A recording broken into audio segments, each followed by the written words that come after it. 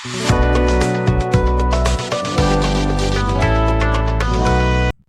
Guys. तो आज के वीडियो में हम चरक संहिता के दूसरे अध्याय अपामार्ग तंडुली अध्याय के बारे में पढ़ने वाले हैं। इस अध्याय में पंच आदि कर्म के बारे में बताया गया, उनमें यूज करने वाले द्रव्य और वन पेय विलेपी इन सब के इन सब के बारे में भी बताया गया है। इसमें साथ साथ संसर्जन कर्म या फिर पश्चात कर्म, ये सब चीजें के बारे में बताया गया है।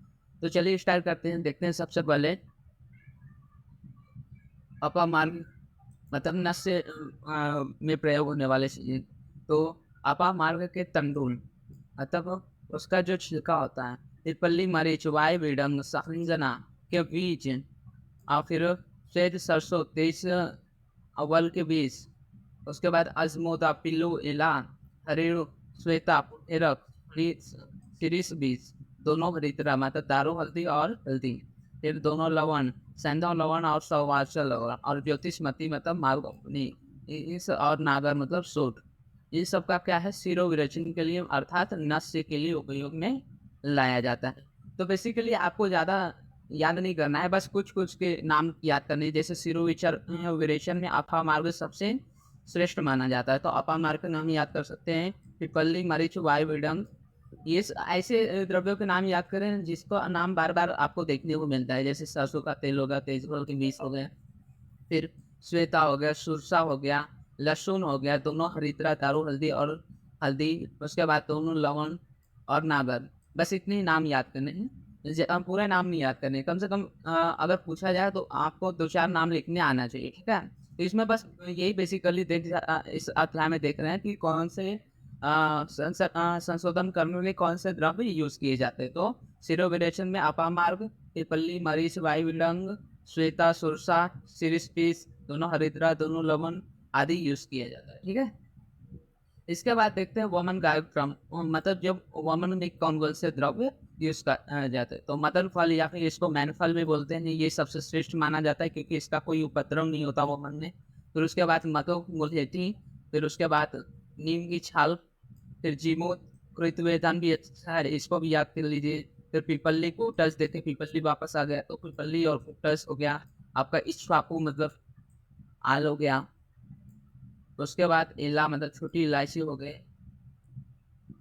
ये 10 वस्तुओं कफ पित्त जन्य व्याधि में अथवा आमाशय में आश्रित व्याधि की अवस्था में शरीर को हानि किए बिना वैद्य वमन के लिए देने, ठीक है। तो वमन के लिए क्या, मदन फल हो गया, एला हो गया, उसके बाद नीम हो गया, मधु मुलेठी हो गई, पापो हो गया, हमारे को ये भी बहुत इंपॉर्टेंट है, हमारे को भी याद कर लीजिए। बस इसमें बेसिकली नाम ही याद करने हैं। उसके बाद देखते हैं विरेचन कारक द्रव्य, मतलब विरेचन पित्त को शांत करने, पित्त सामक द्रव्य, इसमें त्रिव्रत निशोध को सबसे श्रेष्ठ माना जाता है। उसके बाद त्रिफला हरिणा वैरिणा और आंवला, फिर तंती, उसके बाद नालिनी, सतकला भी याद कर सकते हैं, गवाक्षी, उसके बाद आरगवत, आरगवत भी इम्पोर्टेंट है। उसके बाद द्रवंती, और बस यही कुछ नाम याद कर लीजिए जो कि बहुत ज़्यादा बार-बार देखने को मिलते हैं, ठीक है। तो ये वस्तु क्या है, पक्वासन में स्थित होने पर विरेचन करने में मदद की जाती है, विरेचन के लिए देनी चाहिए, ठीक है। उसके बाद अस्थापन और अनुवासन बस्ती के दोनों प्रकार भी कौन-कौन से हैं, तो इसमें पाटला इम्पोर्टेंट है, फिर अग्निमंथ इम्पोर्टेंट है, बिल्व इम्पोर्टेंट है। तो पाटला, अग्निमंथ, बिल्व, शिवनाक, शिवनाक भी इम्पोर्टेंट है।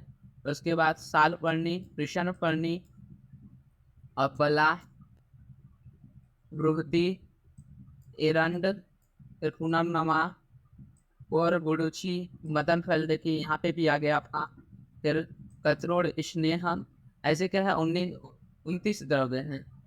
ये 5 नमक है, पांचों नमक भी यूज किया जाता है स्थापन और अनुवासन बस्ती में। तो ये 29 द्रव्य है, ये क्या है, अपान वायु की ऊर्ध्व गति होने पर विबंध मलमूत्र आदि के अवरोध में हो और स्थापन नामक बस्ती कर्म में प्रयोग में करने चाहिए। अगर अवस्टम्भ हो गया, मलावस्टम्भ हो गया तथा स्थापन बस्ती में इसका प्रयोग करना चाहिए, ठीक है। इसके बाद देखते हैं आगे क्या दिया गया है। तो प्रवृत्त होने के लिए तैयार दोष वालों को स्नेहन और स्वेदन करके शरीर बल की अपेक्षा से मात्रा और काल का विचार करके फिर वैद्य पंचकर्मों करना। मतलब पंचकर्म करने के लिए बेसिकली पहले व्यक्ति के बल को देखना बहुत ज़रूरी है कि व्यक्ति पंचकर्म करने के योग्य है कि नहीं। इसके लिए सबसे पहले उन्हें स्नेह स्वेदन आदि कार्य कराना चाहिए, जिससे उनका इसको कर्म कहा जाता है। जो आपका प्रधान कर्म हो गया वो आपका संशोधन कर्म हो गया। पूर्व कर्म में आपके स्नेह स्वेदन आदि आते हैं, और पश्चात कर्म में आपके संसर्जन कर्म आते हैं, जिसमें पिंड, पेय, मंडव, विलेपी आदि यूज किया जाता है। ठीक है।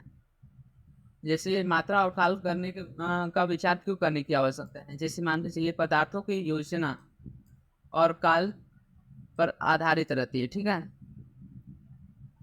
जो पदार्थ की योजना है वो मात्रा और काल पे आधारित रहती है। शरीर, अग्नि, बल, आयु, व्याधि बल, दोष बल आदि के अनुकूल मात्रा और विशेष समय में प्रयुक्त उपद्रव फलित प्रकार से अपनी कार्य करते हैं। जैसे मान के चलिए आप वमन करा रहे हैं, तो वमन के लिए उपयुक्त काल आपको वसंत ऋतु माना गया है। तो वसंत ऋतु में करने पे उसका अच्छा लाभ मिलता है। इसीलिए क्या है, हमें मात्रा और मात्रा का भी ध्यान रखना चाहिए। अधिक वमन हो जाने से शरीर बल की हानि हो सकती है, शरीर के दोष और प्रभावित हो सकते हैं, या शरीर दोष क्षीण हो सकता है।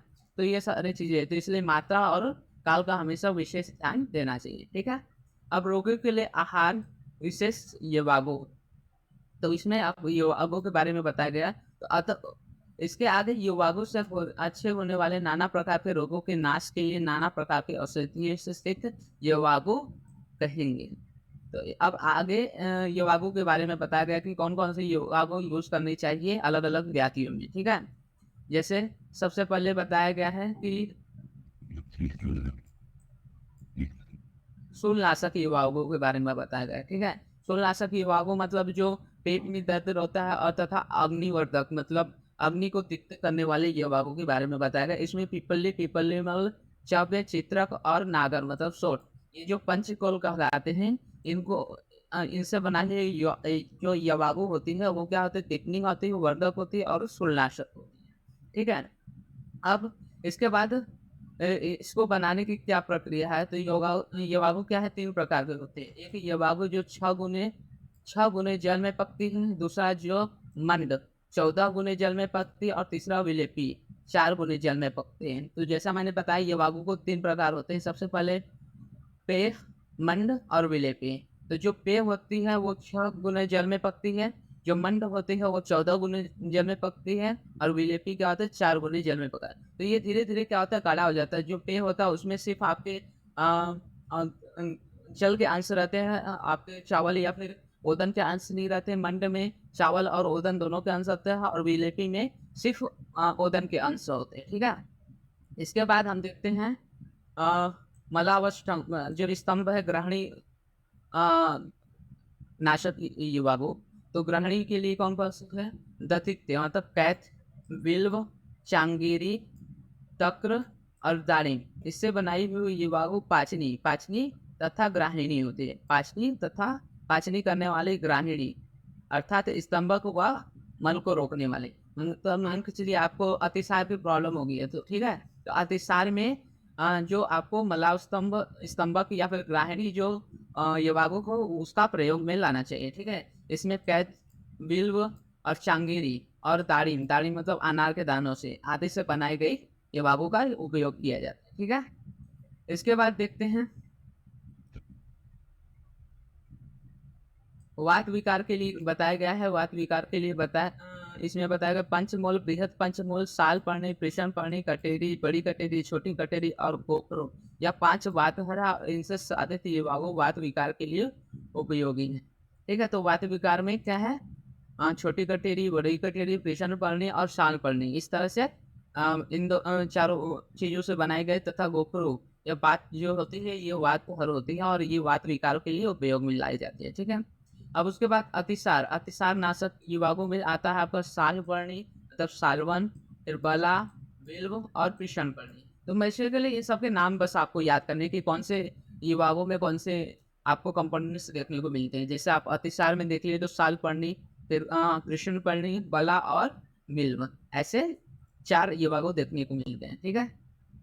उसके बाद हम रक्त अतिसार में देखते हैं। रक्त अतिसार जब हो रहा है तो उसमें बकरी का जितना दूध हो उसमें आधा पानी मिला करके शिबेर और उत्पल और सोठ और भीषण करनी, ये सब क्या करें एक मात्रा में लेकर इससे बनाई हुई यवा को हमें प्रयोग में लाना चाहिए। ठीक है,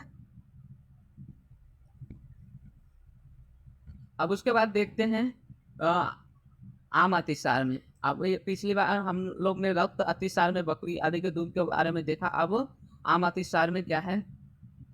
तो आम अतिसार में अति विष, अतिस्म और नागर सोठ इनके कसाय अथवा कल्क से 6 गुने जल में, 6 गुने जल में यह वागु सिद्ध करे और इसे अनार के रस से खट्टी करके आम अतिसार में दे। ठीक है, आम अतिसार में क्या करना चाहिए, अतिश और सोठ के क्या करना चाहिए, 6 गुना जल में सिद्ध करे हुए यवागु में अनार के दाना या फिर अनार के रस द्वारा उसको खट्टे करके उसे अतिसार या आम अतिसार में देना चाहिए। अमृत कुछ रोग में किस चीज का योग लेना चाहिए, तो उसमें गोपरू, कंटकारी मतलब कटेरी और कसाई या कल्क से 6 गुने जल में, 6 गुने जल में। देखिए आप ज्यादातर देखने में 6 गुना जल ही आ रहा है ये बागों में। तो इसी तरह करके इसे फानित, यहाँ पे फानित के जो आपका इच्छू विकार में होता है फानित, उसके द्वारा क्या करें उसमें पकाकर जो ये बागो सिद्ध की गई है उसका प्रयोग करना चाहिए मूत्र। ठीक है, उसके बाद हम देखते हैं कृमिनाशक में। कृमिनाशक जो होता है उसमें वायुविडंग, पिपली मूल, सिगरू मतलब सहजन और मरीच, इनके कल्क से 6 गुने तक सिद्ध कुछ विभागों में सुवर्षिका मतलब सवाचल नमक डालकर रोगी को देने से क्या होता है, कृमि नष्ट हो जाता है। तो कृमि नाशक में क्या है आपका पिपली मूल, सिगरू और मरीच, इनमें 6 गुना पानी डालकर सिद्ध विभागों में सवाचल नमक डालकर उसको रोगी को दे तो जिससे कृमि नष्ट होते हैं। ठीक है, उसके बाद मृत्यु का देखते हैं, ये क्या है, प्यास शांत करने के लिए मतलब पिपाशा नाशक। तो इसमें मृत्यु का मतलब जो आपका किशमिश हो गया वो, फिर सारीवा, लाजा, उसके बाद पिपली और सोठ, इनके कल्प या कसाय से 6 गुने जल में सिद्ध और इसको ठंडा होने पर इसमें शहद मिलाकर फिर पीने के लिए दे, जिससे क्या होगा आपका पिपासा या फिर प्यास शांत होगी। उसके बाद विष को नष्ट करने के लिए सोमराजी से सिद्ध की युवागो विषग्नि अर्थात खाए हुए विष को नष्ट करती है। तो सोमराजी, इसमें सोमराजी याद करने लायक बस, विष नाशक में सोमराजी से सिद्ध की हुई युवागों का प्रयोग करना चाहिए। उसके बाद हम देखते हैं पुष्टिकारक मतलब जो शरीर को पुष्टि करता है, उसमें क्या है, सिद्ध वराह युवागो मतलब मांस, सुअर के मांस से सिद्ध हुई की गई युवागो जो होती है पुष्टिकारक होती है। और उसके बाद भुने हुए गेहूं के सत्तू से बनाए युवागों में शहद मिलाकर लेने से शरीर पतला होता है। एक पुष्टिकारक मतलब अगर अति पृष्ठता हो गई तो उसके लिए सुअर के मांस से रस से सिद्ध की हुई युवागों का प्रयोग करें, और अति स्थूलता हो गई है तो उसमें भुने हुए गेहूं का सत्तू से बनाए हुए जो युवागो होते हैं उसमें शहद मिलाकर पीने से शरीर क्या होता है, पतला होता है। ओके, उसके बाद हम देखते हैं जो तिल नाशक युवागो उसके बारे में। तो इसमें घी वाले तिलयुक्त नमकीन युवागो स्नेह कारक होती है और वह शरीर को स्निग्ध करते हैं। तिलों के साथ कुछ चावल मिला दें और युवागो को सिद्ध करके फिर इसमें नमक मिलाए। ठीक है, अति स्निग्धता हो गई शरीर में तो उसमें उसकी जड़ और आमलक इनको 2 कर से लेकर 6 गुने जल में क्या करें, कसाय करें और इसमें श्यामाक तंडुल पाक करके इसे सिद्ध करने से यह पान करने से योग्य अभाव शरीर में रुचिता उत्पन्न करती है, इस स्निग्धता को कम करती है रुचिता। ठीक है, उसके बाद हम देखते हैं टिक्का नाशक या श्वास नाशक आदि वगैरह, कफ नाशक। तो दशमूल में आपका आता है साल पढ़नी, भीषण पढ़नी, कटीरी, भिस्ती, गोखरो, विल्व, सियोनाक, अमरनी, कांभारी और बाठा से सिद्ध की विभागों क्या होते हैं, काश को, टिक्का को और श्वास को मतलब कफ के होने वाले विकारों को नष्ट करती है। ठीक है, उसके बाद शूलनाशक यवागु जो भी यमक अर्थात समान भाग में घी और तेल ले, समान भाग में घी और तेल लेकर इनसे पुनीत हुई एवं पानी के स्थान में मदिरा लेकर उनसे सिद्ध की। यहाँ पे पानी के स्थान में मदिरा ले सकते हैं तो उससे सिद्ध की युवागो क्या करती, पकवासे में जो पीड़ा होती है उसे मिटाती। उसके बाद देखते हैं मल अगर अवष्टम हो, मलावष्टम हो गया तो रेचनी यवागु में क्या क्या आते हैं, तो शाक, मांस, तिल, मांस, उड़द, इनके कल और कसाय से स्थित की भी यवागु रेचनी होती है। ये क्या करती है, मल को तोड़कर और उसका रेचन करके उसका खंडन करके शरीर से बाहर निकाल देती है। ठीक है। अब अगर आपको अतिसार है तो उसमें क्या है, जम्बो मतलब जामुन के गुठली, आम के गुठली और कैच आदि की खट्टी अवस्था में बेलगिरी के कच्चे हरे, इससे स्थिति कोई अब क्या होता है, स्तंभक होती है और ग्राहिणी होती है। ठीक है। तो ये ग्राहिणी ये बाबू हो गया आपका। इसके बाद देखते हैं भेदनी ये बाबू। तो भेदनी में आपका क्षार हो गया, फिर उसके बाद चित्रक हो गया, हींग हो गया, आम्ल वेतस हो गया, जिससे स्थिति को बाबू मल का भेदन करके उसे शरीर से बाहर निकाल देती है। ये भेदनी ये बाबू हो गया। इसके बाद देखते हैं आगे, अधिक घी खाने की वजह से हुए विकार को नष्ट करने के लिए छाछ से सिद्ध की जो युवाओं घी के अधिक खाने से उत्पन्न विकारों को नष्ट करती है। तो मतलब इसमें छाछ का अधिक मात्रा में उपयोग होना चाहिए। ठीक है। इसके बाद देखते हैं